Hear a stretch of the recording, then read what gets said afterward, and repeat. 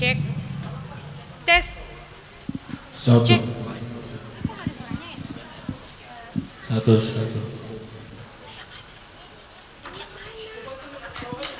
Satu. Cek. Cek.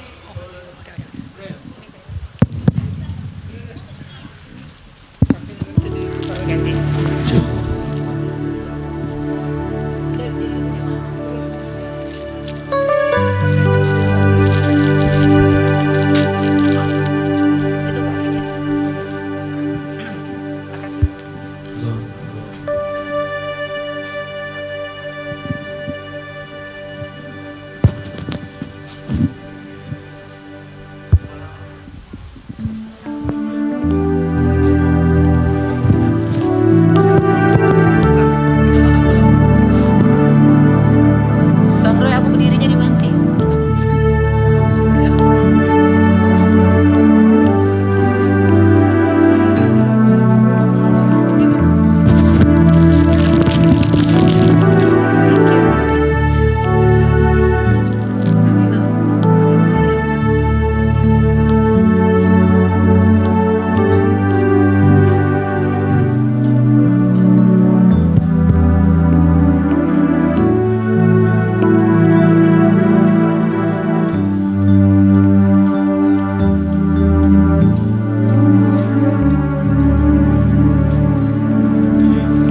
Puji nama Tuhan, selamat hari Minggu, Shalom Bapak Ibu Saudara. Sekali lagi saya mau lihat tangan-tangan yang bersuka cita, Shalom. Saya undang Bapak Ibu Saudara bangkit berdiri. Kita mau sambut Raja di atas segala Raja, amin. Kita mau berikan yang terbaik, karena Dia telah mati, Dia bangkit bagi kita. Katakan amin. Haleluya. Terima kasih Tuhan Yesus. Datanglah kerajaan-Mu, jadilah kehendak-Mu di tempat ini seperti di surga Tuhan. Kami mengucap syukur sebab Engkau baik dalam kehidupan kami. Kami boleh ada sampai hari ini, itu semua karena anugerah-Mu. Terima kasih Bapa, terima kasih. Haleluya. Kerajaan-Mu datanglah, kehendak-Mu jadilah di bumi seperti di surga. Kerajaan-Mu datanglah, kehendak-Mu jadilah di bumi seperti di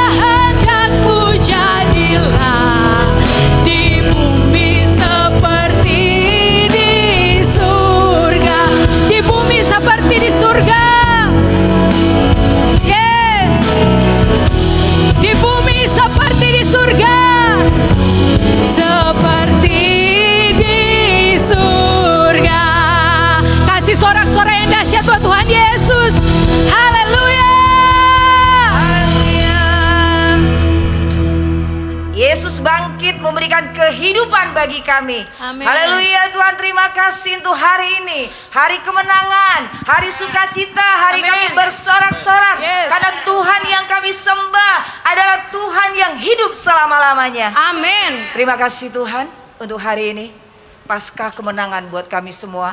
Ini kami gerejamu bersyukur, bersukacita betapa Tuhan dahsyat, luar biasa, ajaib Engkau Tuhan. Terima kasih untuk sukacita Paskah hari ini kami gerejamu, jemaatmu datang ke rumah Tuhan untuk beribadah kepada Tuhan, merayakan kemenangan Yesus hidup di dalam kehidupan kami. Terima kasih Bapa, biar Engkau melawat kami Tuhan dalam ibadah raya ini. Engkau berkati semua para pelayan-pelayan Tuhan, imam-imam musik, biarlah dengan sorak kemenangan kami memuji menyembah Tuhan. Amen. Terima kasih Tuhan untuk hari ini, hamba-Mu Tuhan, Bapak Gembala kami Tuhan, Bapak Pendeta Sabto yang akan menyampaikan firman Tuhan di hari Paskah kemenangan ini. Biar Engkau berkati, urapi hamba-Mu, Engkau pakai dahsyat luar biasa. Terima kasih untuk ibadah raya pertama yang sudah selesai. Hamba-Mu akan berdiri menyampaikan firman Tuhan di ibadah raya yang kedua ini. Biarlah kuasa pengurapan yang luar biasa Engkau limpahkan buat hamba-Mu. Terima kasih Tuhan, kami bersyukur. Ini kami gerejamu Tuhan, saat ini kami berdoa. Mari jemaat Tuhan kita mengangkat tangan. Tuhan terima kasih, kami berdoa untuk gereja-gereja Tuhan di Indonesia.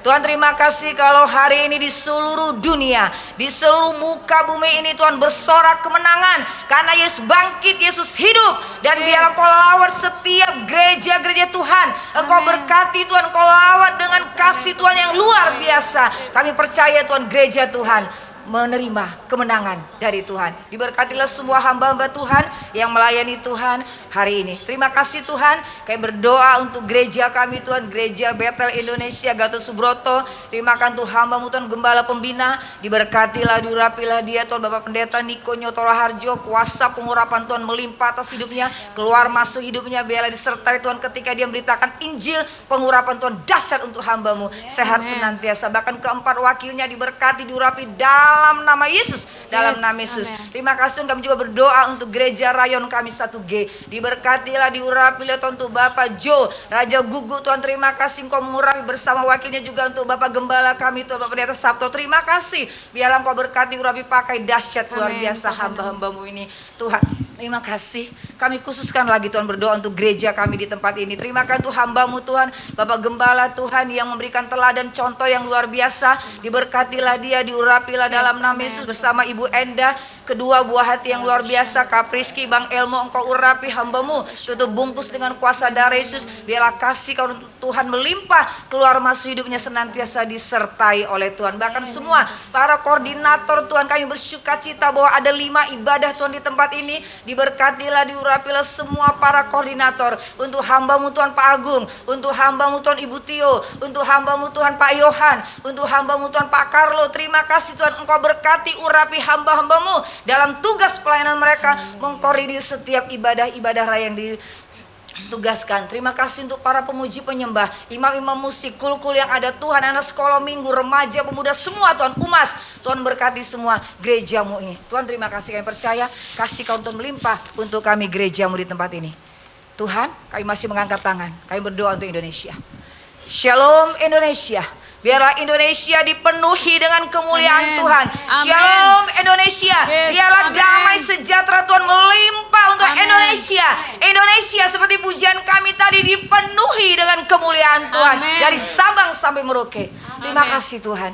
Bahkan untuk pemimpin bangsa kami. Terima kasih untuk Bapak Joko Widodo, untuk wakilnya Tuhan Pak Maruf Amin. Terima kasih Kau berkati bahkan semua kementerian yang ada, pejabat pemerintahan dari yang teratas hingga terbawah. Lawat mereka Tuhan dalam tugas mereka. Biar roh takut akan Tuhan ada pada mereka. Bahkan kota kami Jakarta, Shalom Jakarta. Yes. Biarlah Jakarta juga dipenuhi kemuliaan Tuhan. Terima kasih Bapak, lawat negeri kami, lawat bangsa kami, lawat gereja Tuhan juga yang ada di Indonesia ini. Biarlah gereja Tuhan bangkit menjadi garam dan terang dunia. Amen. Untuk dimampukan Tuhan menunaikan tugas amanat agungmu Tuhan. Terima kasih untuk semuanya. Ini kami gerejamu, ini kami jemaatmu yang hadir, mungkin masih dalam perjalanan ada lagi. Biarlah Tuhan dengan sukacita kemenangan Paskah kami raih di dalam nama Yesus. Kami mau sorak-sorak lebih dalam lagi dengan Tuhan. Ini doa kami, ucapan syukur kami di dalam nama Tuhan. Haleluya, kita berkata amin. Sekali lagi katakan amin. Sorakan haleluya.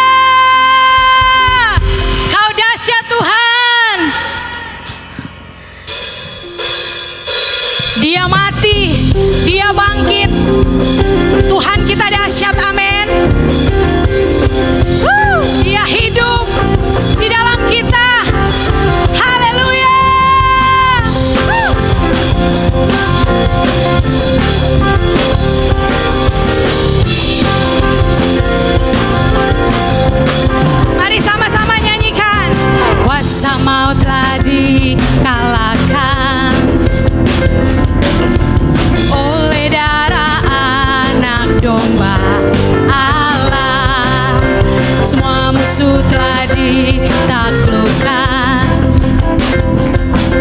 oleh kebangkitan Tuhan kita. Kuasa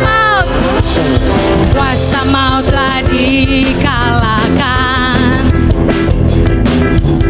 oleh darah anak domba Allah. Semua musuh telah ditaklukkan oleh kebangkitan Tuhan kita. Bangkitan Tuhan kita. Yesus hidup, Dia bangkit, Dia naik ke surga, siapkan tempat bagiku. Yesus hidup, Dia bangkit, maut telah dipatahkan, kita jadi lebih dari pemenang.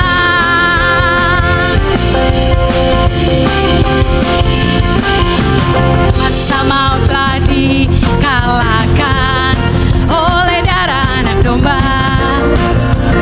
Yes, ayo semangat puji Tuhan. Semua musuh telah ditaklukkan oleh kebangkitan Tuhan kita. Yesus hidup, Dia bangkit, Dia naik ke surga. Siapkan tempat bagi saya dan saudara. Haleluya.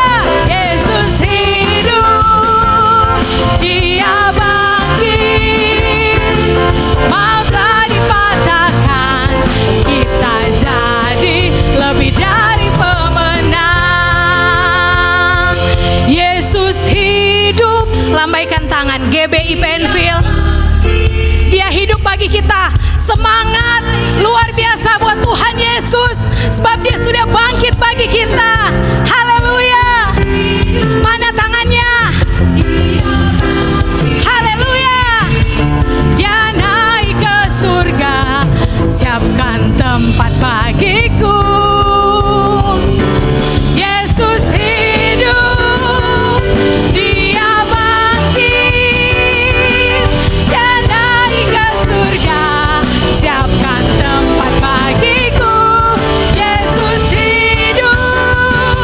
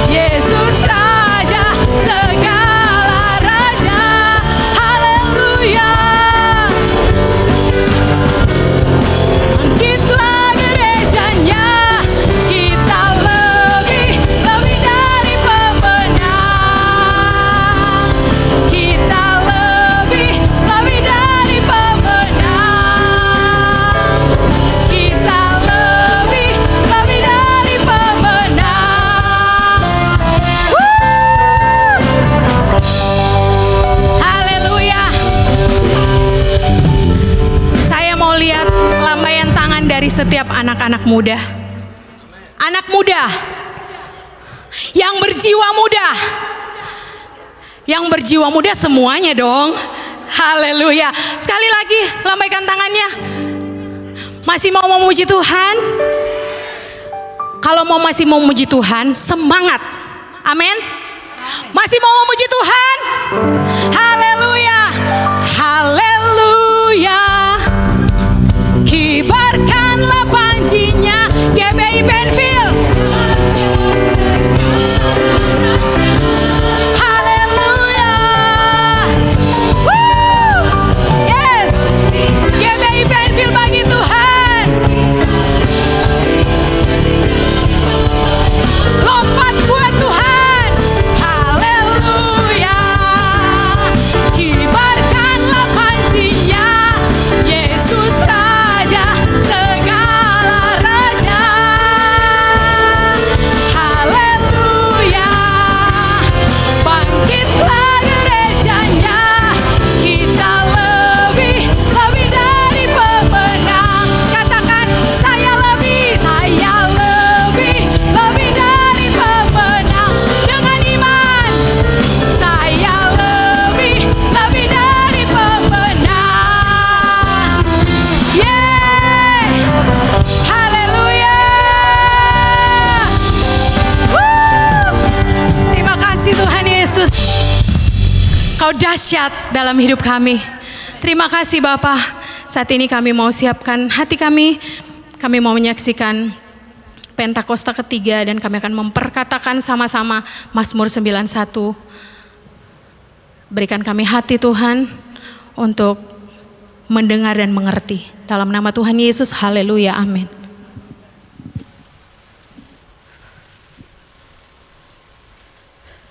Apa yang dimaksudkan dengan Pentakosta ketiga? 1. Pentakosta ketiga adalah pencurahan Roh Kudus yang sangat dahsyat di zaman ini, melebihi yang terjadi di Asusastri. 2. Pentakosta ketiga akan mengakibatkan penuaian jiwa yang terbesar dan yang terakhir sebelum Tuhan Yesus datang kembali. 3. Pentakosta ketiga akan membangkitkan generasi Yeremia, yaitu anak-anak muda yang dipenuhi Roh Kudus, cinta mati-matian kepada Tuhan Yesus, tidak kompromi terhadap dosa, dan akan bergerak untuk memenangkan jiwa. 4. Pentakosta ketiga lahir di Indonesia dan bergerak ke bangsa-bangsa. Gerakan ini dari timur ke barat dan akan kembali ke Yerusalem. 5. Pentakosta ketiga akan memberikan kuasa untuk menyelesaikan amanat agung dan setelah itu Tuhan Yesus datang kembali.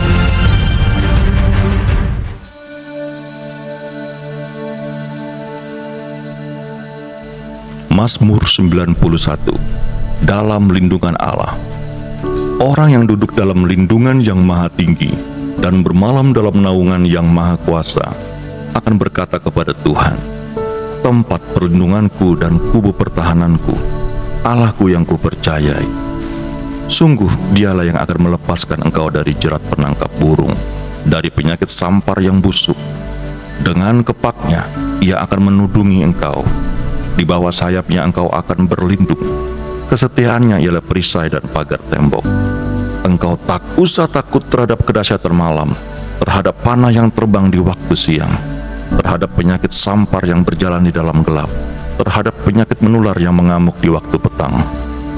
Walau 1.000 orang rebah di sisimu dan 10.000 di sebelah kananmu, tetapi itu tidak akan menimpamu. Engkau hanya menontonnya dengan matamu sendiri dan melihat pembalasan terhadap orang-orang fasik. Sebab Tuhan ialah tempat perlindunganmu, yang maha tinggi telah kau buat tempat perteduhanmu. Malapetaka tidak akan menimpa kamu, dan tulah tidak akan mendekat kepada kemahmu. Sebab malaikat-malaikatnya akan diperintahkannya kepadamu untuk menjaga engkau di segala jalanmu. Mereka akan menatang engkau di atas tangannya, supaya kakimu jangan terantuk kepada batu. Singa dan ular tedung akan kau langkahi. Engkau akan menginjak anak singa dan ular naga. Sungguh, hatinya melekat kepadaku, maka aku akan meluputkannya. Aku akan membentenginya, sebab ia mengenal namaku. Bila ia berseru kepadaku, aku akan menjawab. Aku akan menyertai dia dalam kesesakan. Aku akan meluputkannya dan memuliakannya. Dengan panjang umur akan kukenyangkan dia, dan akan kuperlihatkan kepadanya keselamatan daripadaku. Silakan duduk kembali Bapak Ibu Saudara, kita akan menyaksikan VOP.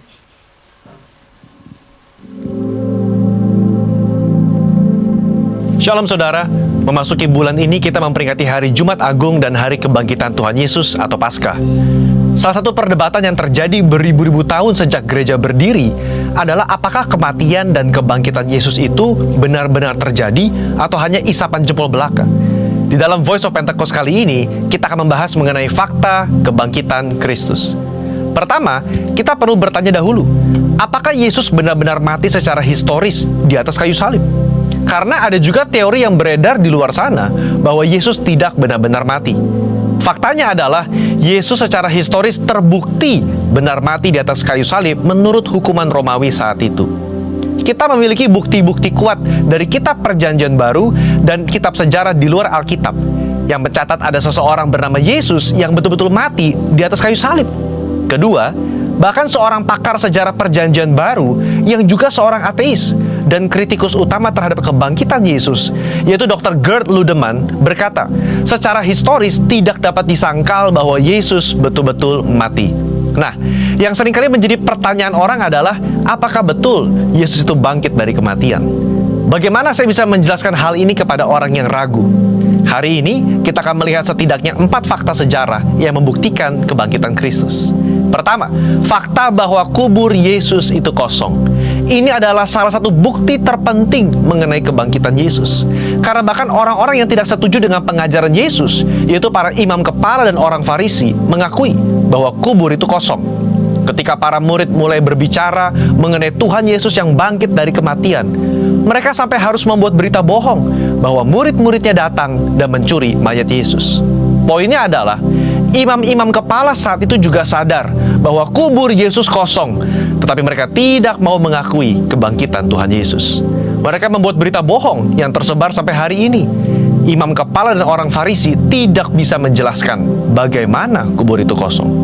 Kedua, fakta bahwa prajurit Romawi turut menyaksikan kebangkitan Yesus.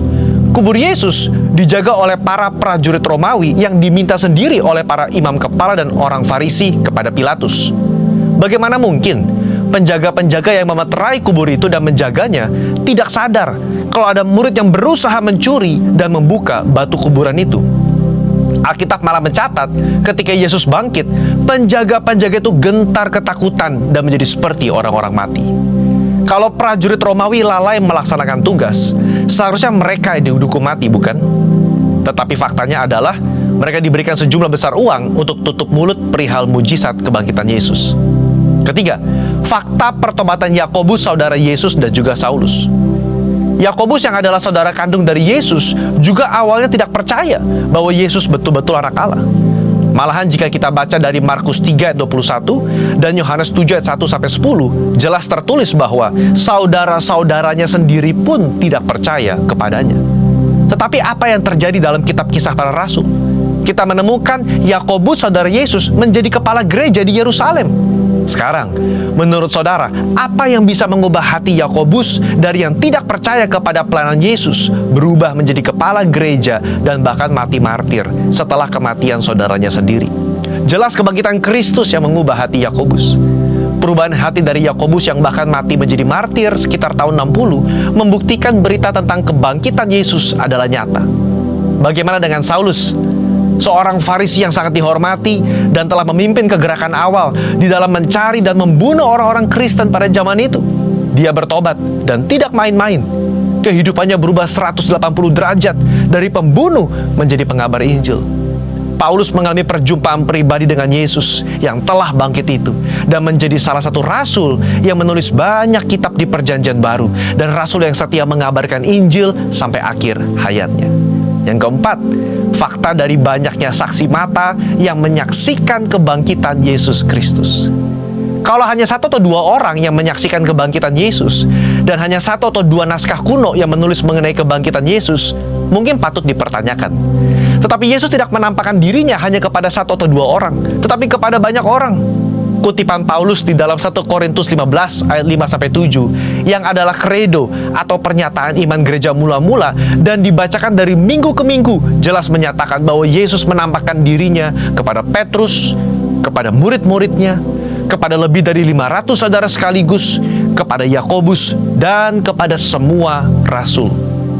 Dalam tulisan-tulisan Injil Matius, Markus, Lukas, dan Yohanes, kita menemukan cerita yang mendukung kredo gereja mula-mula tersebut. Luar biasa, bukan? Akhirnya, saudara, kita sebagai orang percaya perlu menyadari bahwa bukti-bukti tentang kebangkitannya menguatkan bahwa Yesus itu bangkit. Seperti gembala kita Paniko berkata, jika Yesus tidak bangkit dari kematian, maka sia-sialah kepercayaan kita. Bukti sejarah hanya membantu untuk menguatkan iman kita, tetapi tidak menjadi dasar iman kita. Berbahagialah setiap kita yang percaya namun tidak melihat. Amin. Tuhan Yesus memberkati. Saudara, untuk penjelasan lebih lengkapnya dari tim teologi kami, silahkan klik link yang ada di atas atau scan QR Code yang tersedia. Sekali lagi, Tuhan Yesus memberkati. Haleluya, mari kita siapkan hati kita Bapak Ibu Saudara, kita mau masuk dalam firman Tuhan. Terima kasih Tuhan Yesus untuk kasih. Terima kasih untuk pengorbanan-Mu. Terima kasih buat cinta-Mu bagi setiap kami. Terima kasih.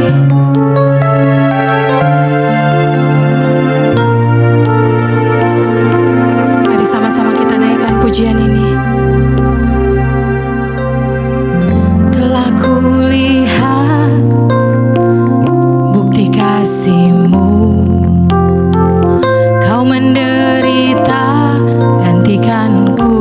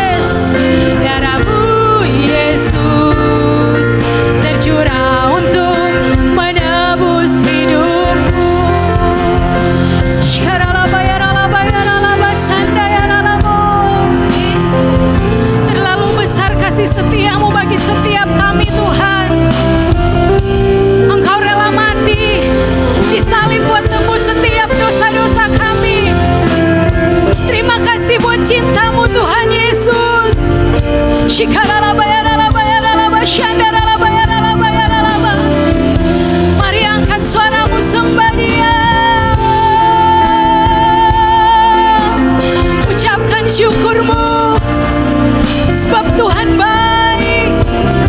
Kiralaba takayaralaba syadaralaba yaralaba. Dia yang menanggung segala sakit penyakit kita di kayu salib. Terima kasih Tuhan Yesus. Shikaralaba raba raba raba raba raba raba. Shikaralaba takayaralaba yaralaba yaralaba yaralaba yaralaba. Kuyaralaba syada. Kiralalalaba syadalalala.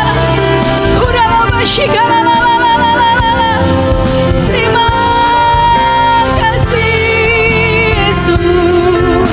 Kiraba shikaralaba baba baralaba yaralaba. Angkat suaramu, sembah Dia. Kiraba shikaralaba raba raba raba raba. Kiralaba yaralaba yaralaba. Mari ingat setiap kebaikan Tuhan. Kita yang berdosa, Dia yang menanggung setiap dosa di kayu salib, setiap dosa-dosa dan pelanggaran kita. Mari ucapkan syukur. Terima kasih Engkau baik Tuhan. Terima kasih Engkau menebus setiap kami. Engkau dahsyat Tuhan Yesus. Terima kasih Tuhan. Shikaralabarabarabarabarabayaralabayaralabayaralaba. Dengan apa kami balas semua kebaikan-Mu Tuhan, selain puji dan sembah kami. Oh yaralama syadaralaba yaralaba yaralaba yaralaba. Mari ekspresikan setiap cinta-Mu, setiap syukur-Mu sama Tuhan. Terima kasih Tuhan. Shikaralaba yaralaba yaralaba yaralaba yaralaba yaralaba yaralaba. Kirababababababababa shikar. Shikaralaba takayaralaba yaralaba yaralaba.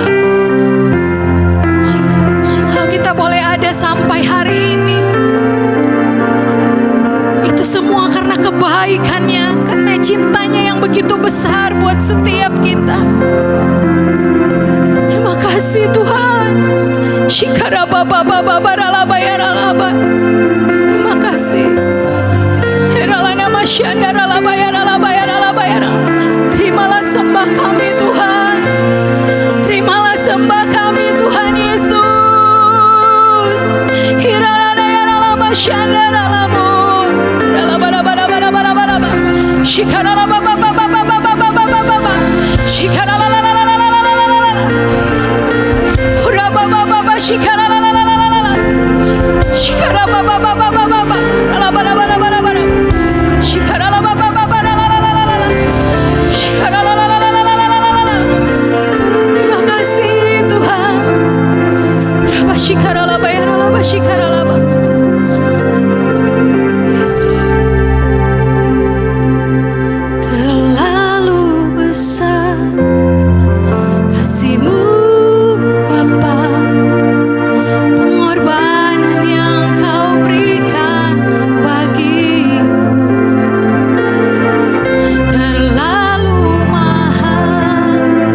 Darah-Mu Yesus tercurah untuk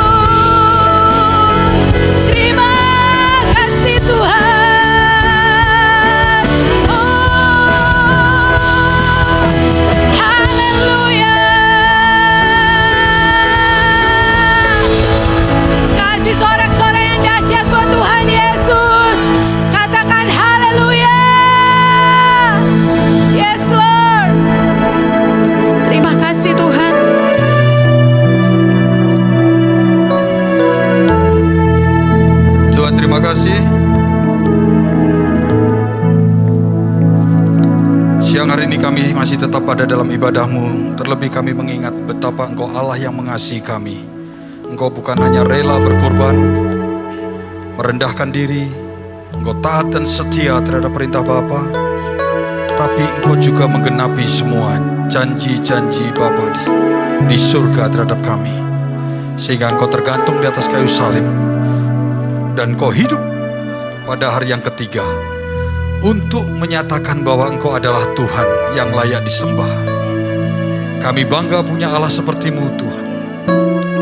Allah yang bukan hanya mati untuk kami semua sebagai korban, penggenapan korban, tapi juga hidup untuk kembali ke surga, untuk menyediakan tempat bagi kami semua. Terima kasih Tuhan, sehingga kami punya pengharapan bukan hanya di dunia ini, tetapi kami juga punya pengharapan sampai dalam kekekalan. Kami siap diberkati dengan perkataan-Mu di hari yang baik dan membahagiakan kami ini Tuhan, dalam ibadah kami. Urapi kami semua, karena pengurapan-Mu yang akan membuat kami mengerti terhadap semua perkataan-Mu. Di dalam nama Yesus kami berdoa. Mari kita semua yang siap untuk menerima pertaburan firman, mari katakan bersama-sama, amin. Amin. Tepuk tangannya kurang keras, mari kita bersemangat. Ya, sudah lama kita tidak bersemangat bertepuk tangan, karena kita ada di rumah-rumah, betul ya? Di depan TV tepuk tangan sendiri kan. Pembantu kita lihat ngapain itu, gitu kan ya. Nah sekarang mari kita sekali lagi tepuk tangan yang luar biasa untuk Tuhan kita. Haleluya. Haleluya. Silakan duduk saudara semua. Mari kita akan mengingat, hari ini kita mengingat tentang kebangkitan Tuhan pada hari yang ketiga. Untuk menyatakan Dia adalah Tuhan. Kalau Dia tidak bangkit, maka sia-sialah iman kita. Ya, saudara berbahagialah menjadi orang Kristen yang percaya Yesus adalah Tuhan. Kenapa saya bilang berbahagia? Karena tidak ada agama di dunia, kalau boleh disebut bahwa kekristenan itu adalah sebuah agama dan Yesus adalah menjadi pemimpinnya, misalkan begitu, ya. Tidak ada agama di dunia ini yang kita sembah, Allah yang kita sembah, Allah yang memimpin kita, Allah yang berjanji kepada kita, yang Dia tidak mati tetapi Dia hidup, ya. Tadi sudah kita belajar, kita sudah diajar dari VOP, Voice of Pentecost, yang kita lihat dari multimedia tadi tentang alasan dan bukti sejarah historis dan juga bukti firman Tuhan bahwa Yesus itu bangkit, ya. Amin. Saya tidak mengulang itu, tetapi saya ingin melihat dari satu pasal yang menyatakan bahwa Yesus itu bangkit walaupun tidak percaya. Ya, ada banyak orang tidak percaya pada waktu itu. Kenapa? Karena Yesus itu hadir di dunia untuk menyatakan kerajaan surga. Ya, bangsa Israel pada masa itu mereka memahami kerajaan itu secara dunia, sehingga pada waktu perjanjian lama mereka dipimpin oleh para imam, lalu mereka minta raja. Lalu dipimpin oleh raja-raja, tetapi bangsa Israel tidak selalu menjadi baik karena ada raja-raja yang juga tidak baik. Nah seterusnya, sehingga dia ketika kehadiran Tuhan Yesus, bangsa Yahudi melihat kehadiran Yesus di dunia itu dengan segala mukjizatnya, dengan segala keluar biasaannya, maka mereka mengharapkan bahwa Yesus itu akan menjadi raja, ya, untuk bangsa Israel pada waktu itu, yang membutuhkan figur yang luar biasa setelah Daud. Nah tetapi Yesus datang ke dunia bukan untuk menjadi raja secara pemerintahan, secara politis, tetapi Dia datang ke dunia untuk menjadi raja di dalam kehidupan, untuk merajai setiap orang-orang yang percaya, yang hidup di dalam kehidupan saudara dan saya sampai hari ini. Yang mengerti katakan amin. Dia sudah dari surga, tapi Roh Kudus yang diberikan bagi kita untuk memimpin langkah-langkah kita. Yesus ada di mana? Dia di surga. Ya, Dia sekarang sedang menantikan kita, nama-nama anak-anaknya yang mengakui Roma 10 ayat 9. Barang siapa mengakui, jika engkau mengakui bahwa Yesus adalah Tuhan, mengaku dengan mulutmu bahwa Yesus adalah Tuhan lebih tepatnya, dan percaya dalam hatimu bahwa Dia sudah dibangkitkan dari antara orang mati, maka kamu akan dibangkitkan, kata Tuhan. Maka kamu akan diselamatkan, kata Tuhan. Nah, orang-orang yang mengaku Yesus adalah Tuhan. 1 Yohanes dikatakan, maka Allah ada di dalam dia dan dia ada di dalam Allah.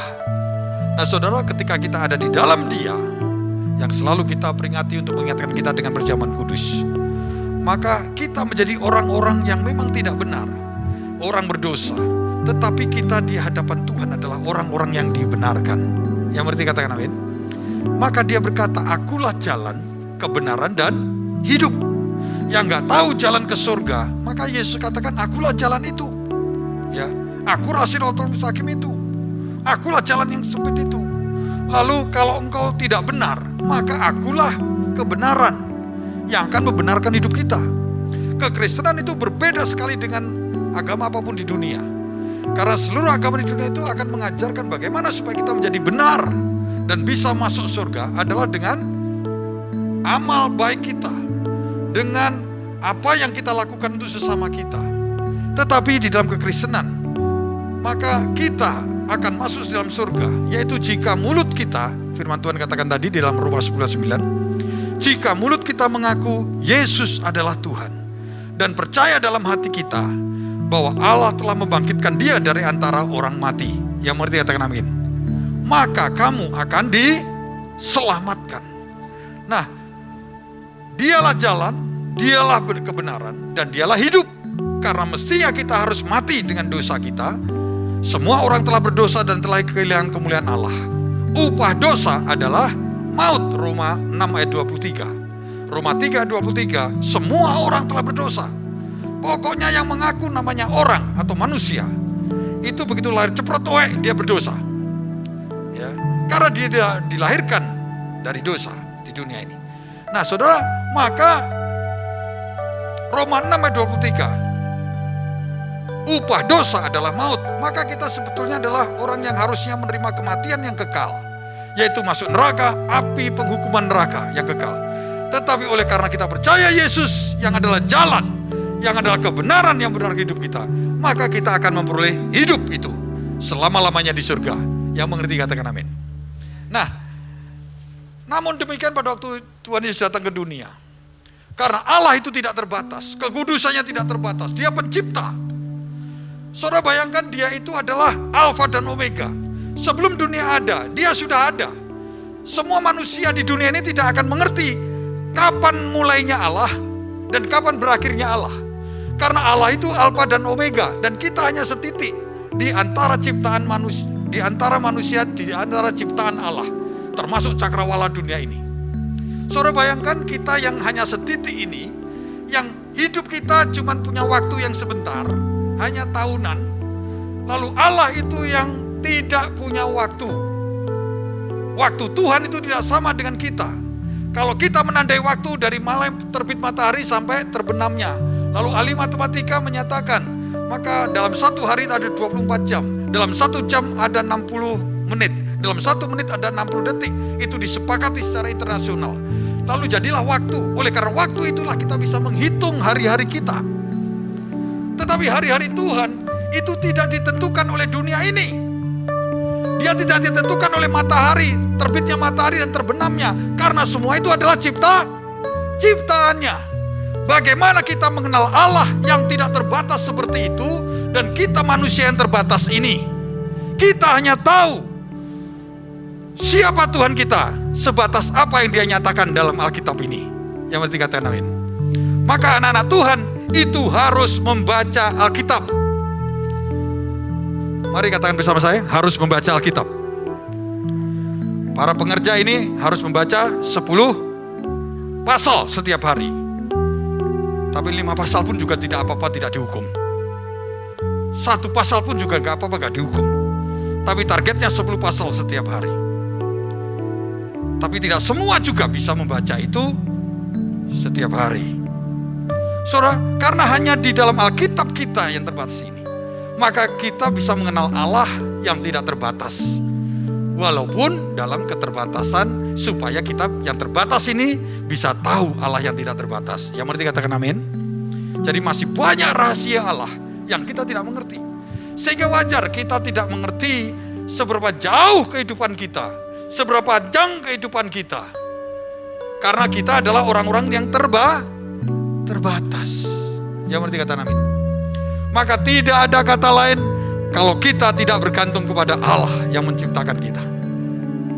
Baca Alkitab maka supaya kita mengerti siapa Allah kita. Nah, Allah yang tidak terbatas ini mengerti keberadaan kita karena kasihnya, karena kita ciptaan yang dikasihnya semua manusia.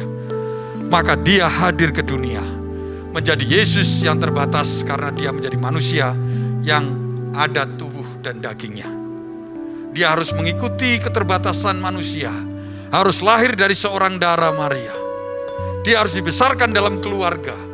Dia harus ikut pendidikan bangsa Yahudi karena masa itu bangsa Yahudi dia ada di tengah-tengahnya. Dia harus dididik 12 tahun, dia baru masuk bait Allah dan seterusnya. Itu semua pengajaran-pengajaran orang Yahudi, aturan-aturan dari masyarakat orang Yahudi. Dia ikuti semuanya itu. Dan saudara, dia mesti namanya terhilang dari, namanya tidak disebutkan dalam Alkitab begitu usia 12. Baru usia 30 dia menyatakan ketika di depan Yohanes Pembaptis. Yohanes Pembaptis berkata, kasutnya pun, apa itu? Aku tidak layak. Jadi dia mestinya tidak layak untuk baptis. Tetapi Yesus menunjukkan siapa dirinya yang merendahkan diri menjadi manusia terbatas. Dia dibaptiskan untuk memulai pelayanannya yang luar biasa. Pelayanan 3 tahun. Tapi pelayanan 3 tahun di dunia ini sampai ratusan tahun kemudian, yaitu saudara dan saya, ribuan tahun kemudian, yaitu saudara dan saya, masih bisa mengenal siapa Allah yang menjadi manusia itu. Kehidupan Allah yang menjadi manusia yang terbatas itu, Yesus Kristus namanya. 3 tahun di dunia oleh karena firman-Nya yang ada di tangan saudara dan saya. Yang berarti katakan amin. Kalaupun engkau tidak mengerti lihat firman, seperti Paulus, Allah itu mampu menghadirinya. Yesus itu menghadiri, melawat Paulus, sehingga Paulus pun bertobat. Dari penganiaya jemaat, dia berubah menjadi murid-murid Tuhan. Amin. Sanggup diubah oleh karena dia adalah Tuhan. Nah saudara, dia menjadi manusia macam kita bisa mengenal dia yang terbatas. Nah, dari awal dia mulai mati di atas kayu salib, lalu dia dikuburkan, dan pada hari ketika dia bangkit untuk menggenapi janjinya, dan semua itu belum diucapkan sebelum dia mengalami semua itu. Persis, bahkan kematiannya pun, semua penjahat musuh negara pada waktu itu, maka kematiannya di atas kayu salib. Saudara, kalau dia sudah pada hari ketiga, maka untuk menyatakan bahwa yang dihukum itu mati, maka biasanya tentara Romawi dia akan pukul kakinya, remukkan kakinya, karena dia digantung. Karena kalau dia masih pingsan, maka ini akan tertarik, lalu dia akan menggantung, maka dia akan mati. Karena tidak lagi bisa disangga oleh tulang kakinya yang disalib. Tapi Alkitab berkata dalam Yesaya bahwa dia tidak akan diremukkan kakinya. Ya, Nabi Yesaya pun sudah menyatakan itu, menubuatkan. Dan Yesus ketika akan untuk diturunkan menyatakan, maka dia bukan penjahat-penjahat yang lain diremukkan kakinya. Tapi ketika Yesus, maka para tentara itu bukan meremukkan kakinya, tapi dia ambil tombak, lalu dia tombakkan di lambungnya. Dan maka hanya keluar air karena darahnya sudah habis, terkuras habis untuk menebus dosa saudara dan saya. Yang mengerti katakan amin. Nah saudara, maka cerita ini ada di dalam Yohanes 20 ayat 24 yang akan kita baca bersama-sama. Ketika dia bangkit, maka tentara yang menjaga tadi dalam pelajaran, dalam VOP tadi, tentara yang menjaga itu ketakutan. Dan ketika ketakutan dia kembali, saudara, lalu dia perintahkan kepada komandannya, jangan kau beritakan dia bangkit, tapi beritakan dia dicuri oleh para murid. Lalu para penjaga itu diberikan uang. Saudara, mulai saat itu hoax yang Alkitab catat itu ada di dalam kehidupan Tuhan Yesus, ada pada tentara. Dia mulai memberitakan hoax. Yesus bukan bangkit, tapi Yesus dicuri oleh para murid. Di masyarakat pada waktu itu mulai ramai dan mulai menjadi isu nasional. Yesus, ada yang percaya Yesus bangkit karena murid-murid itu menyaksikan Yesus tidak segera naik ke surga. Yesus melawat. Ketika Maria datang ke kubur Yesus, maka malaikat memberitahunya. Lalu Yesus menampakkan diri kepada beberapa murid. Yesus menampakkan dalam hitungan pribadi juga ke dalam pertemuan-pertemuan. Ketika muridnya berjalan ke Emmaus, dia memberitakan. Dan mereka menyaksikan. Petrus ketika menyaksikan kubur kosong, dia lari lalu dia beritakan Yesus bangkit dan seterusnya. Karena mereka menjadi saksi. Ada dua berita. Para murid memberitakan Yesus bangkit, lalu tentara memberitakan Yesus dicuri oleh para murid. Jadi ada dua berita. Yohanes 20 ayat 24 dan seterusnya. Mari kita baca. Ini kehidupan masyarakat pada waktu itu dipenuhi dengan hoaks. Walaupun ada berita juga yang pasti dari para murid. Yohanes 20, Yesus menampakkan diri kepada murid-muridnya di pantai Danau Tiberias. Mari kita baca bersama-sama. Saya yang ganjil, saudara yang genap. Nanti ayat 24 yang terakhir. Yesus menampakkan Yesus menampakkan diri ayat 21, 24. Ya, ini. Yohanes 20 ayat 24 ya. Sebentar, saya buka dulu.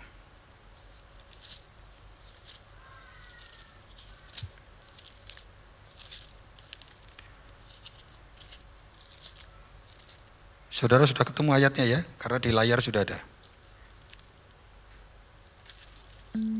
Yesus menampakkan diri kepada Thomas. Saya yang genap, saudara yang ganjil, kita baca bergantian dengan suara yang keras sampai ayat yang ke 29 ya.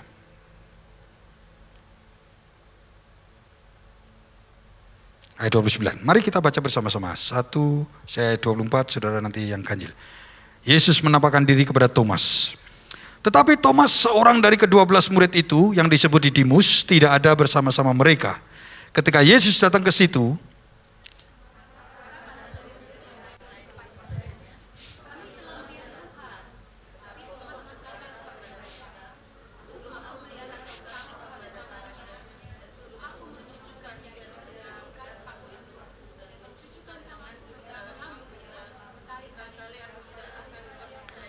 Delapan hari kemudian murid-murid Yesus berada kembali dalam rumah itu. Dan Thomas bersama-sama dengan mereka. Sementara pintu-pintu terkunci, Yesus datang dan ia berdiri di tengah-tengah mereka dan berkata, "Damai sejahtera bagi kamu."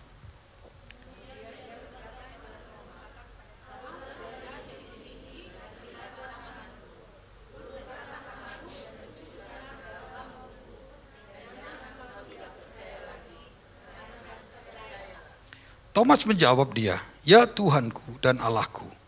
Kata Yesus kepadanya, "Karena engkau telah melihat aku, maka engkau percaya.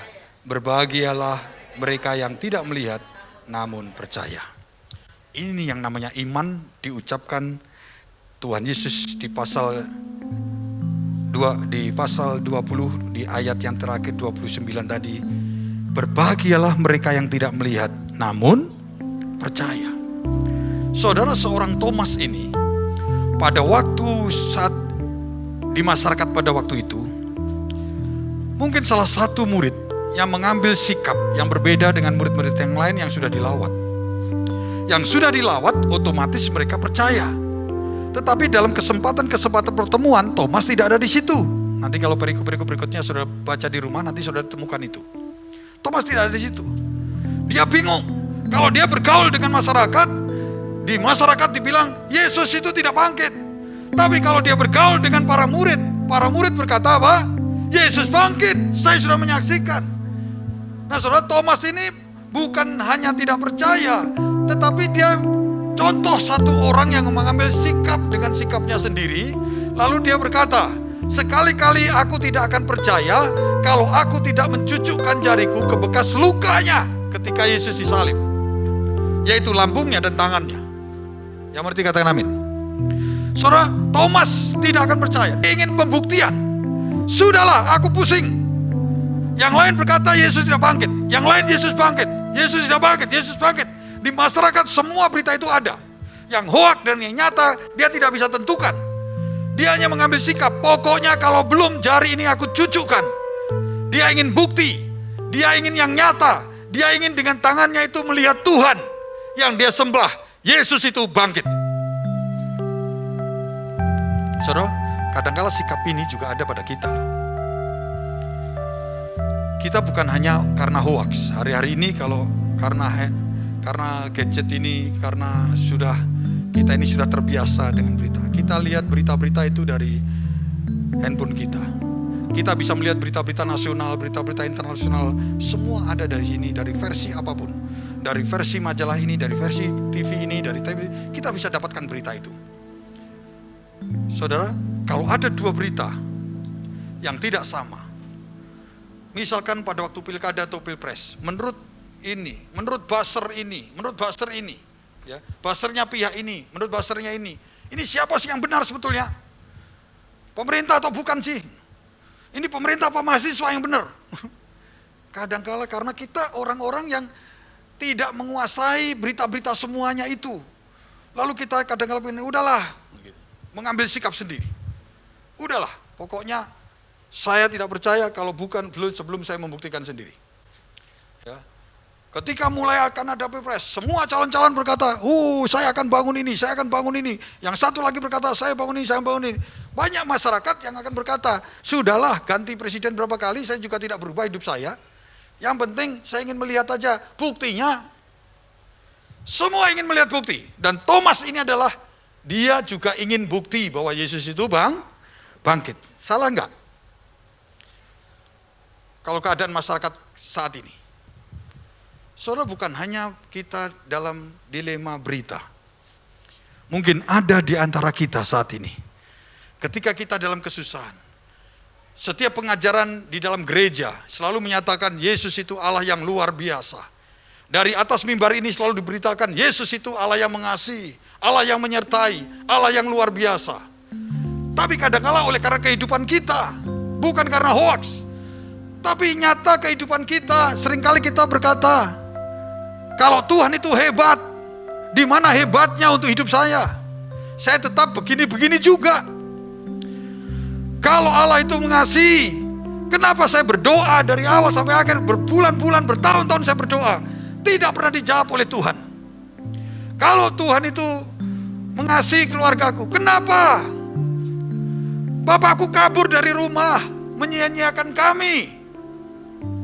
Keluarga ditinggal begitu saja. Kalau Tuhan itu Allah yang mengasihi, yang mengerti keadaan saya, kenapa saya cari kerja begitu susah? Bisnis tidak pernah bisa luar biasa.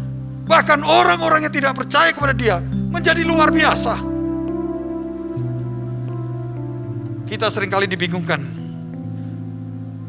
sehingga kita berkata, pokoknya kalau Tuhan gak jawab doaku, aku gak percaya semua. Kalau Tuhan gak buktikan dengan tangannya melawat hidup saya, bapakku balik ke rumah, aku gak percaya. Pokoknya kalau aku tidak melihat aku diterima dalam pekerjaan ini, aku gak akan percaya. Kalau aku tidak melihat doaku dijawab, aku tidak akan percaya sama Tuhan Yesus. Mungkin saat ini kita sedang, hari ini, ketika kita memengati, kita memang duduk dalam ibadah, kita memang beribadah, tapi sesungguhnya di pikiran kita sama seperti Thomas, yang ingin iman kita ini dengan bukti atas janji-janjinya. Yang berarti katakan amin. Maka dalam pertemuan Tuhan dengan Thomas, Yesus menutup dengan perkataan, berbahagialah mereka yang tidak melihat, namun percaya. Berapa banyak tokoh ini kalau saudara baca dari perjanjian lama sampai perjanjian baru, mereka belum melihat bukti. Elia belum melihat hujan itu begitu deras. Dia keluar, bujangnya disuruh, pembantunya suruh lihat keluar. Adakah tanda-tanda hujan di sana? Tidak ada apa-apa. Dia balik lapar, gak ada apa-apa. Dia berdoa lagi.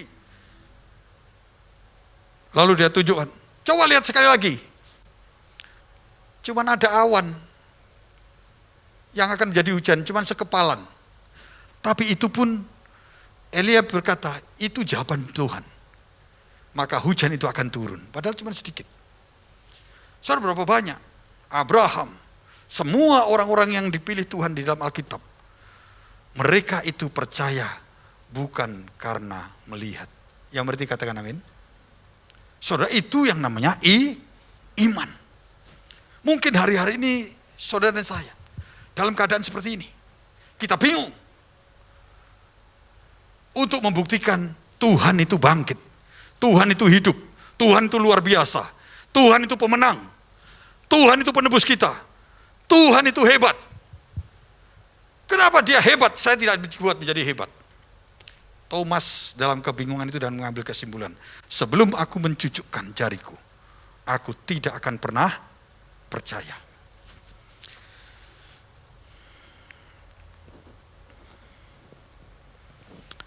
Delapan hari kemudian murid-murid Yesus berada kembali dalam rumah itu. Dan Thomas ada di sana bersama-sama dengan mereka. Sementara pintu itu terkunci semua. Ya. Karena mereka sedang dikejar. Murid-murid Tuhan itu sedang dikejar-kejar oleh pasukan. Kenapa? Karena menjadi bagian daripada Tuhan Yesus. Yang secara politis dimaknai mereka akan ingin menjadi raja, menggulingkan pemerintahan yang sah, dan seterusnya. Jadi mereka menjadi bagian, dikejar-kejar, mereka bersembunyi. Nah, ketika mereka sedang di ruangan tertutup, semuanya terkunci. Sementara pintu-pintu terkunci, Yesus datang dan ia berdiri di tengah-tengah mereka dan berkata, damai sejahtera bagi kamu. Kemudian ia berkata kepada Thomas, langsung kepada Thomas, taruhlah jarimu di sini dan lihatlah tanganku. Ulurkan tanganmu dan cucukkan ke dalam lambungku. Jangan engkau tidak percaya lagi, melainkan percayalah. Thomas menjawab dia, ya Tuhanku dan Allahku. Mari perhatikan. Thomas yang menginginkan bukti dari kebingungannya mendengar semua berita-berita yang ada pada masyarakat itu. Ketika Yesus hadir, semua pintu dengan keajaiban, dengan tubuh kemuliaan. Ketika dia hadir, Thomas ada. Dia berkata, Thomas, gitu ya, cucukkan jarimu. Lalu saya bayangkan ini, Tuhan Yesus ketika menunjuk kepada Thomas, dia memperlihatkan luka di tangannya, bekas salib, dan luka di lambungnya. Saudara, apakah Thomas lalu maju ke depan, lalu dia cucukkan jarinya? Enggak. Dia tersungkur dan berkata, ya Tuhanku, ya Allahku. Yang mengerti katakan amin. Kenapa dia tersungkur? Kenapa dia tersungkur dan berkata, ya Tuhanku, ya Allahku? Dia bukan membuktikan dengan tangannya dimasukkan dalam luka itu. Tapi dia hanya melihat Yesus yang hadir di dalam kehidupannya hari itu. Dia tampakkan bekas lukanya. Apa arti bekas luka itu? Apa arti bekas luka itu? Bekas luka itu menampakkan pengorbanannya di atas kayu salib. Tidak ada hari itu yang tidak tahu Yesus yang ditarik. Kalau saudara pergi ke Israel, nanti kapan-kapan pergi bersama saya, Via Dolorosa itu.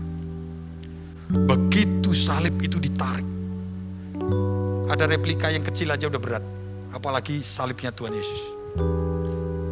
yang ditarik dan dia dicambuki sampai dia tidak berdaya. Semua penduduk pada waktu itu melihat. Hanya kebangkitannya yang menjadi dua berita. Tetapi dari Via Dolorosa perjalanannya dia disiksa. Dari Kefas sampai terus ke Bukit Golgota. Semua masyarakat melihat. Yang mengerti katakan amin. Semua masyarakat melihat penderitaan Tuhan. Ada yang senang perbedaannya. Ada yang menangis. Ada yang gembira karena penjahat ini ditangkap. Ada yang sedih. Murid-muridnya yang tahu siapa Yesus. Saudara, bukan dua berita, tapi apa yang mereka lihat. Saudara, Thomas ketika melihat luka itu, dia langsung lihat pengorbanan Tuhan di atas kayu salib. Luka itu menampakkan. Lambung itu menunjukkan dia sudah mati. Yang mengerti katakan amin. Dia pernah ditusuk untuk membuktikan bahwa dia mati, bukan pingsan. Apa arti semua itu, saudara? Mungkin kadangkala kita ingin bukti atas janji-janji Tuhan yang kita baca. Mana buktinya Tuhan? Mana buktinya Tuhan? Tapi kalau saudara melihat kasih Tuhan, mata kita tertuju hanya kepada Tuhan, melihat kasih Tuhan akan penderitaannya. Sehingga masa-masa seperti sekarang ini, masa mulai di Taman Getsemani, kita mengingat terus sampai dia kematiannya di atas kayu salib.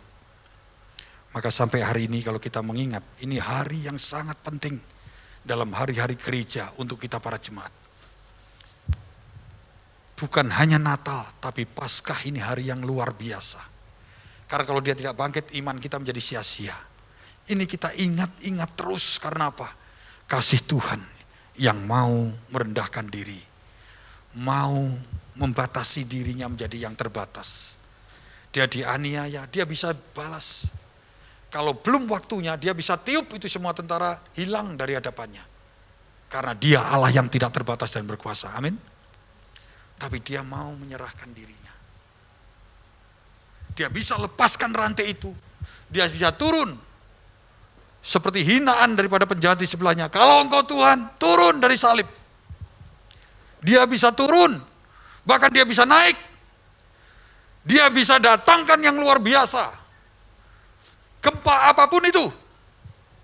Untuk menghabisi mereka semua. Tapi Tuhan itu menampakkan kepada kita semua. Memperlihatkan. Siapa Tuhan yang kau sembah. Tuhan yang mengasihi manusia. Yang mengerti katakan amin. Maka Tuhan hanya mengajarkan. Kasihilah Tuhan Allahmu. Kasihilah sesamamu. Kasihilah sesamamu. Apalagi itu keluargamu. Apalagi itu teman-teman gerejamu. Kasihlah. Saudara, itu hanya perintah Tuhan itu kalau dirangkum dalam Alkitab ini. Hanya ini hukumnya. Kasihilah Tuhan Allahmu dengan segenap hatimu. Kasihilah manusia. Kasihilah orang-orang lain. Hanya itu. Kenapa? Kalau engkau mengasihi orang lain. Kalau engkau mau rela berkorban buat orang lain. Ya. Suami-suami mau rela berkorban untuk istrinya. Istri-istri mau rela berkorban untuk orang yang dihormati suaminya. Anak-anak rela berkorban untuk menghormati orang tuanya. Orang tua mau rela berkorban untuk anak-anaknya. Ini akan menjadi keluarga yang luar biasa dalam gereja Tuhan. Yang boleh dikatakan amin. Orang hanya melihat itu saja. Mereka percaya. Thomas hanya melihat pengorbanan Tuhan. Maka dia langsung tersungkur dan berkata, ya Tuhan, ya Allahku. Tuhan gak usah ngomong seperti yang diminta oleh orang-orang dunia. Kapan Yesus ngomong dia Tuhan dan Allah? Yesus gak usah ngomong, gak usah pembuktian. Aku ini pembela Kristen, aku ini pembela, gak usah ngomong. Dia bahkan memberikan contoh merendahkan diri. Tapi apa yang dia perbuat, orang itu mengakui, Yesus, engkaulah Tuhan. Yang mengerti katakan amin. Ini yang diajarkan orang Kristen. Ini yang diajarkan saudara dan saya. Kenapa sih kita gak mau bela itu? Digebuki di gini, coba orang Kristen bikin front pembela Kristen. Maju, saya ikut. Nggak perlu. Karena Tuhan kita bukan Tuhan yang minta dibela. Justru Dia yang membela kita. Kebenaran itu nggak usah dibela. Karena kebenaran itu akan menyatakan kebenarannya sendiri. Yang berarti katakan amin. Yang palsu itu harus dibela. Yang KW itu harus dibela. Ibu-ibu punya tas KW. Itu paling KW. Enggak, ini harganya, waduh pembelaannya luar biasa. Kalau benar-benar asli, dipegang aja. Ya kan, orang bilang KW, haha, gitu doang pasti. Betul kan? Karena dia tahu ini asli. Tidak perlu pembelaan. Yang berarti katakan amin. Yesus nggak pernah mengajarkan seperti ini. Ketika Petrus sabut itu, orang yang mau nangkep. Dikembalikan kupingnya. Plung. Yesus mengembalikan itu bisa jadi. Sehingga orang itu menjadi percaya. Dia tidak tiup orang itu. Hilang lenyap dari bumi. Enggak. Itu yang diajarkan Tuhan kepada kita semua. Yang berarti katakan amin. Kenapa kita tidak melakukan itu semua? Untuk kota kita, untuk negeri kita. Karena Tuhan kita hebat dan luar biasa. Yang mengajar merendahkan diri. Yang mengajar untuk mengasihi sesama manusia. Kita tidak perlu meminta bukti. Karena kita tahu Tuhan kita Tuhan yang benar. Dia jalan dan kebenaran dan hidup. Yang mengerti katakan amin. Mari kita bangkit berdiri di hadapan Tuhan.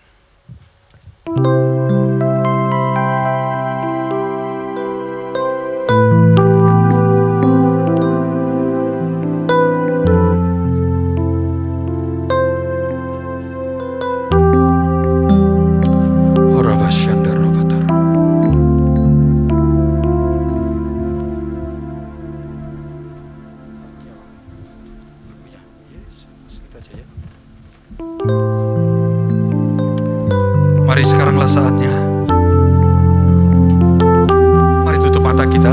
Karena kalau kita buka kadang-kadang kita melihat sekeliling kita jadi tawar hati. Tapi ketika kita menutup kadang-kadang kita melihat. Kita nggak lihat ruangan ini indah atau tidak. Kita nggak lihat sekeliling kita bagaimana keadaannya. Tapi kita sedang melihat Tuhan.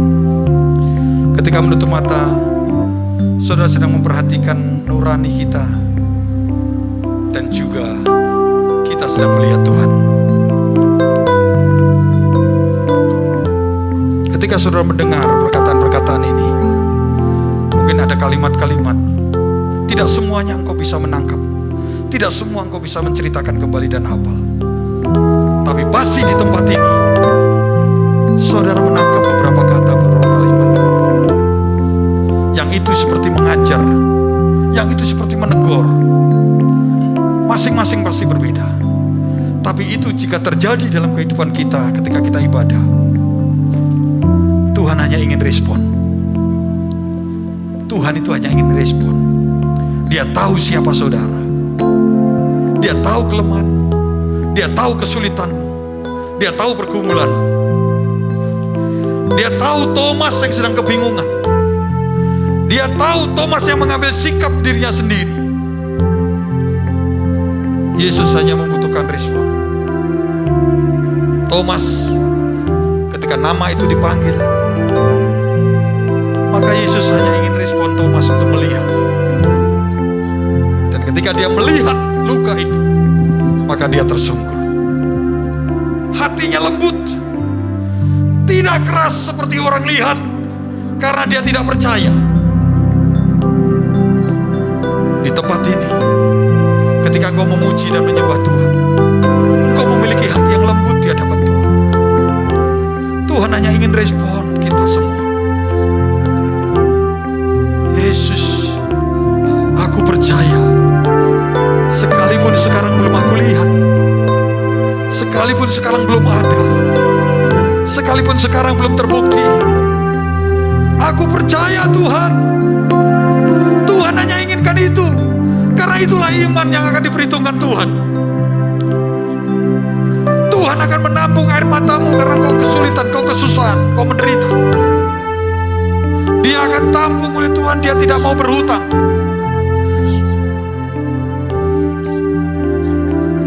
Tuhan tahu apa yang terjadi dalam hidupmu. Tapi Tuhan senang ketika engkau berdoa. Engkau berbicara kepada Tuhan. Tuhan, engkau panggil namanya. Engkau adukan persoalanmu. Shandararabatakararoba.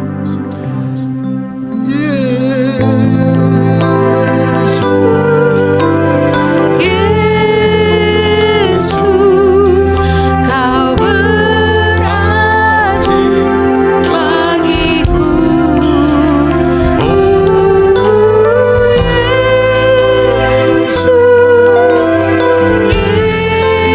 Yesus, kau segalanya bagiku.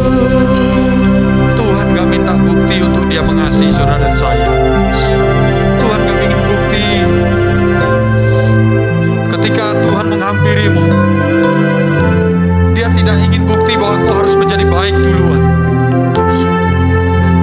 Mari introspeksi dalam diri kita. Kapan kita ketemu Tuhan? Kapan kita melihat perbuatan tangan Tuhan? Kapan kita melihat kebaikan Tuhan? Justru pada waktu kita sedang tidak sadar, kita sedang tidak mencintai Tuhan kadang-kala. Kita sedang tidak percaya sama Tuhan seperti Thomas. Tapi Tuhan terus mengasihi. Kasih Tuhan itu tidak tergantung dari kasihmu. Dia mengasihi karena dia mengasihimu. Dia memilih karena dia ingin memilihmu. Dia berkorban karena dia tahu kau adalah manusia. Ciptaannya yang ditenun dari kandungan ibumu. Shandarabatakararabara. Mari yang ingin berdoa ke depan Tuhan.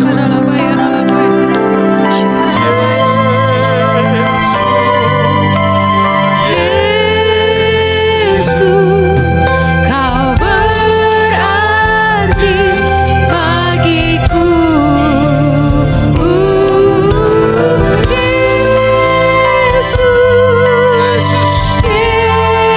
Yesus, kau segalanya Mari sekali lagi panggil nama Yesus. bagiku. Mari angkat tangan kita di hadapan Tuhan.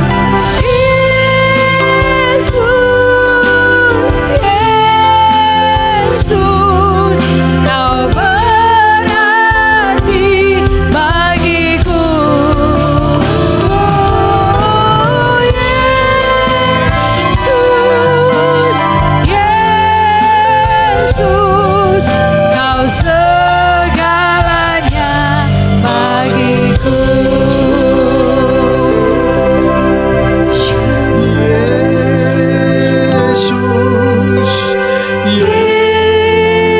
Yesus, kau berarti bagiku.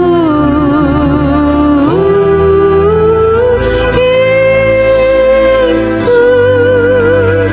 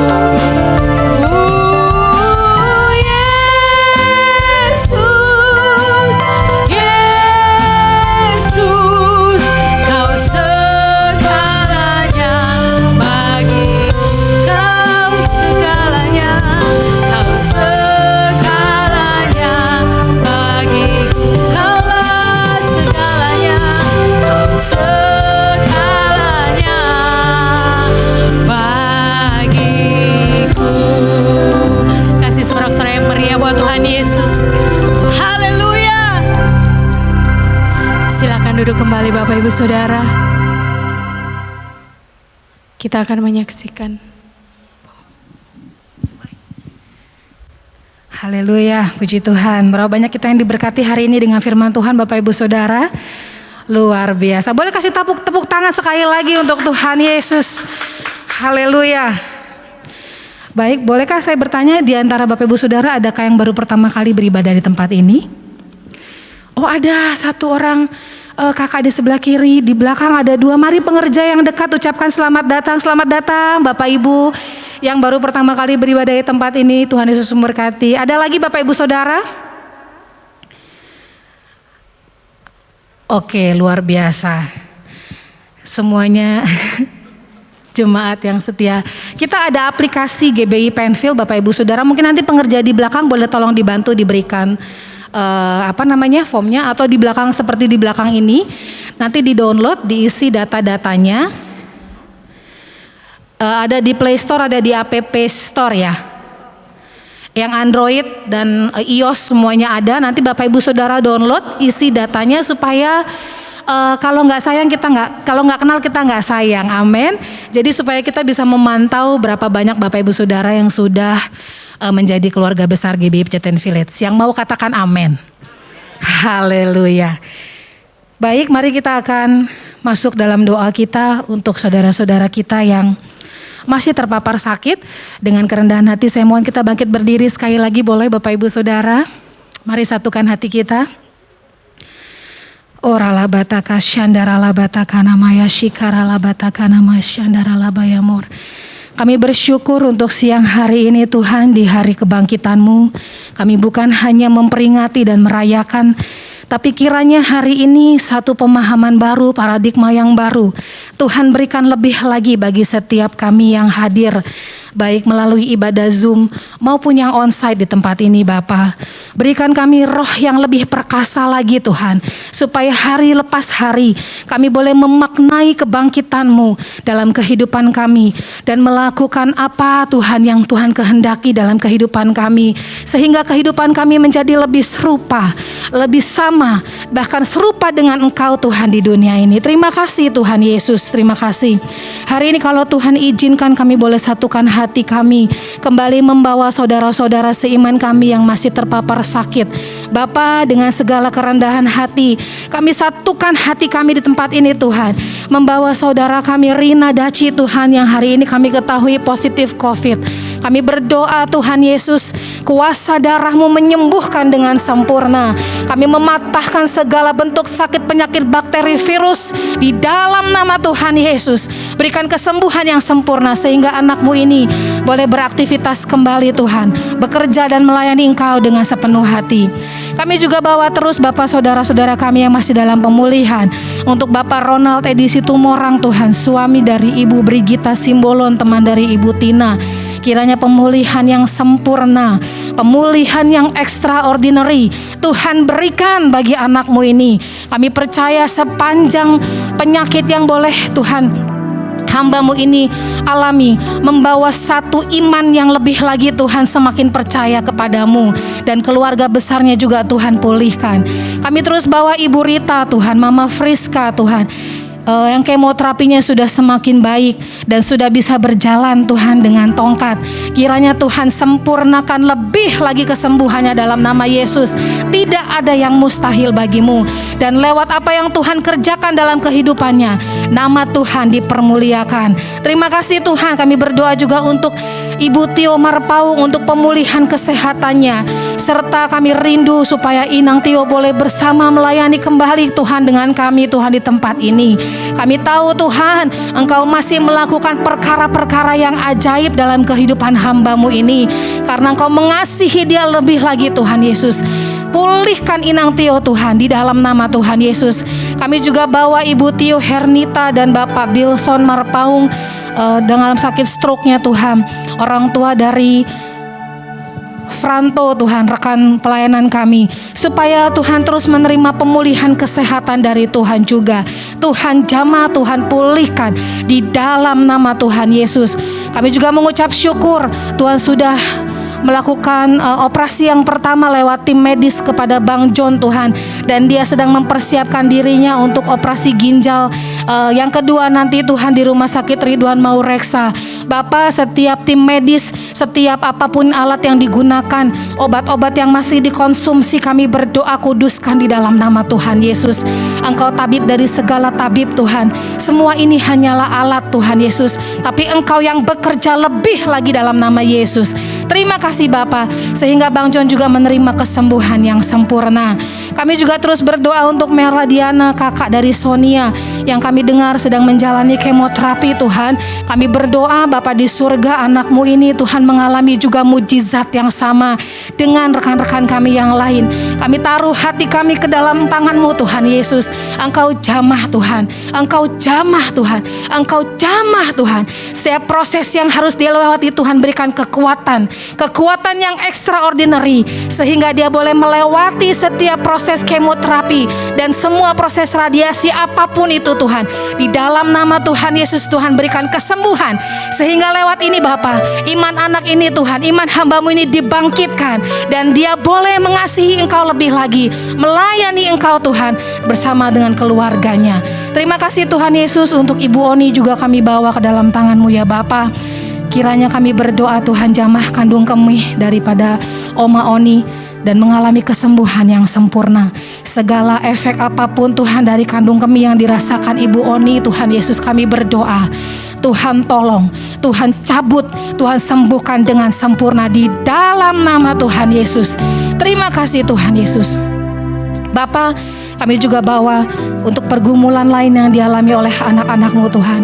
Hari-hari ini yang mereka rohnya sedang kering, mereka rohnya sedang lemah. Jika ada di antara jemaat kami, pengerja kami, atau siapapun bahkan yang tidak kami kenal sekalipun, kami berdoa Tuhan, roh-Mu Tuhan melawat hati mereka, roh-Mu menjamah hati mereka Tuhan, roh-Mu yang membakar roh mereka lebih lagi, sehingga mereka terus punya roh yang menyala-nyala untuk datang kepadamu Tuhan, untuk berseru hanya kepadamu, memanggil Engkau dalam kehidupannya. Dan Engkau Tuhan Allah yang sempurna memberikan kekuatan kepada mereka. Mereka membutuhkan teman hidup, mereka yang sedang menantikan buah hati, mereka yang sedang mencari pekerjaan dan usahanya mungkin sedang susah Tuhan. Kami berdoa Tuhan berikan yang terbaik. Tuhan jawab Tuhan, Tuhan jawab Tuhan di waktu-Mu yang terbaik Tuhan Yesus. Terima kasih Bapa untuk anak-anak kami yang sedang ujian besok Tuhan Yesus, atau hari-hari ini yang sedang mempersiapkan untuk ujian. Kami berdoa Tuhan berikan kecerdasan yang extraordinary kepada anak-anak kami Tuhan. Apapun yang mereka sudah pelajari Tuhan selama di sekolah, yang guru jelaskan, Tuhan berikan pengertian, Tuhan bukakan pikiran mereka Bapa. Tuhan tolong mereka Tuhan Yesus, biar anak-anak ini memperoleh hasil yang terbaik, hasil yang maksimal Tuhan, dan mereka boleh lulus dari setiap ujian mereka. Terima kasih Tuhan Yesus, terima kasih Tuhan. Kami bersyukur untuk semua kebaikan dan penyertaan-Mu dalam kehidupan kami. Kami juga bawa saudara-saudara kami yang berulang tahun di bulan April ini, khususnya di 2 minggu terakhir ini Tuhan. Kiranya Tuhan juga menambahkan kesehatan, umur yang panjang, berkat yang berlimpah, roh yang terus menyala-nyala Tuhan. Apapun yang digumulkan Tuhan jawab, apapun yang sedang Tuhan mereka doakan Tuhan jawab pada waktu-Mu yang terbaik. Pulihkan Tuhan, yang sakit Tuhan sembuhkan ya Bapa, yang sedang kekurangan Tuhan cukupkan Tuhan, yang membutuhkan jawaban doa Tuhan buka pintu-pintu jawaban ya Bapa. Terima kasih Tuhan Yesus, terima kasih. Kami bersyukur untuk doa-doa kami sepanjang siang ini Tuhan. Kami tahu ini jauh dari sempurna, tapi Engkau Allah yang kami sembah adalah Allah yang sempurna. Engkau akan menjawabnya Tuhan di waktu-Mu yang terbaik.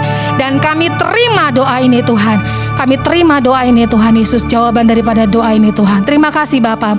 Sempurnakan doa kami siang ini dengan doa berkat yang akan diberikan melalui gembala kami Bapak Sabto Edi Raharjo. Mari kita sempurnakan ibadah kita dengan berkat yang terbaik yang berasal dari Tuhan. Arahkan hatimu kepada Allah yang adalah sumber berkat, dan angkat kedua tanganmu dengan iman percaya.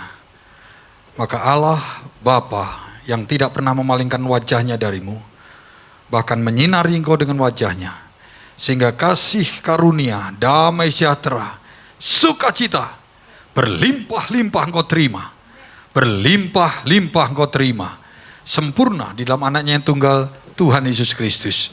Dan persekutuan, pertolongan, penghiburan, bahkan kuasa dan pengurapan Roh Kudus menyertai.